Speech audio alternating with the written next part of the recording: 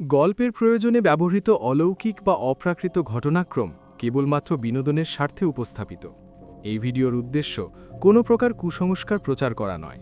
কুসংস্কারে বিশ্বাস করবেন না এবং তা ছড়াবেন না।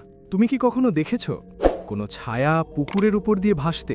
2018 সালে বীরভূমের এক গ্রামে ঠিক এমনই একটা ঘটনা ঘটেছিল।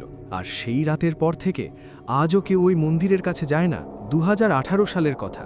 আমার বন্ধু সুমিত তার গ্রামের বাড়ি বীরভূমের এক প্রত্যন্ত গ্রামে গিয়েছিল একটা পারিবারিক অনুষ্ঠানে। গ্রামটি বেশ পুরনো আর চারপাশটা ঘন বাঁশঝাড়ে ঘেরা।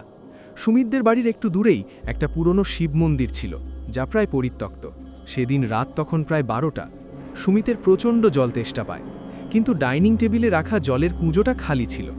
বাধ্য হয়ে সে বাড়ির পিছনের কলতলায় যায় জল নিতে। কলতলাটা ছিল একেবারে পুকুর পাড়ে। সেই অদ্ভুত দৃশ্য, কল টিপে জল ভরার সময় সুমিত হঠাৎ লক্ষ্য করল পুকুরের ওপারে একটা আবছা আলো নড়াচড়া করছে। সে ভাবল হয়তো কোনো গ্রামবাসী মাছ ধরছে, কিন্তু একটু ভালো করে তাকাতেই তার শিরদাঁড়া দিয়ে হিমস্রোত বয়ে গেল। সে দেখল পুকুরের ওপর দিয়ে একটা অবয়ব ভেসে বেড়াচ্ছে। অবয়বটা ঠিক মানুষের মতো নয়, অস্বাভাবিক লম্বা এবং তার কোনো পা ছিল না। কুয়াশার মতো ধোঁয়াটে সেই শরীরটা ধীরে ধীরে মন্দিরের দিকে এগিয়ে যাচ্ছিল। মন্দিরের সেই আওয়াজ, সুমিত ভয়ে জমে গিয়েছিল, কিন্তু কৌতূহলবশত সে এক পা করে মন্দিরের দিকে এগিয়ে গেল। মন্দিরের কাছে পৌঁছতেই সে শুনতে পেল খুব নিচু স্বরে কেউ কাঁদছে। বিলাপের সুরটা এতই করুণ যে কারোর বুক কেঁপে উঠবে। হঠাৎ কান্নার শব্দটা থেমে গেল এবং একটা ভারী কিছু পড়ে যাওয়ার শব্দ হলো।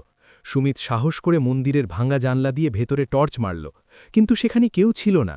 শুধু মেঝের ধুলোয় দেখা যাচ্ছিল ছোট বাচ্চার পায়ের ছাপ, যা মন্দিরের দেওয়াল বেয়ে সিলিংয়ের দিকে উঠে গেছে। শেষ পরিণতি। সুমিত আর এক মুহূর্তও সেখানে দাঁড়ায়নি। দৌড়ে ঘরে ফিরে এসে সে কম্বল মুড়ি দিয়ে শুয়ে পড়ে। পরদিন সকালে সে পাড়ার বয়স্ক একজনকে ঘটনাটা বলে। ওই বৃদ্ধ জানান যে বহু বছর আগে ওই মন্দিরের কাছে একটি দুর্ঘটনা ঘটেছিল।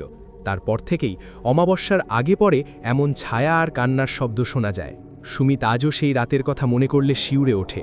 সেই লম্বা ছায়া আর দেওয়ালে ওঠা পায়ের ছাপের কোনো যৌক্তিক ব্যাখ্যা সে আজও পায়নি। যদি গল্পটা ভালো লাগে, লাইক কমেন্ট শেয়ার করতে ভুলবেন না। আপনাদের এলাকায় কি এমন কোনো ভৌতিক গল্প আছে? কমেন্টে জানাতে পারেন। আরও এমন রহস্যময় গল্প শুনতে চাইলে আমাদের চ্যানেলটিকে সাবস্ক্রাইব করুন।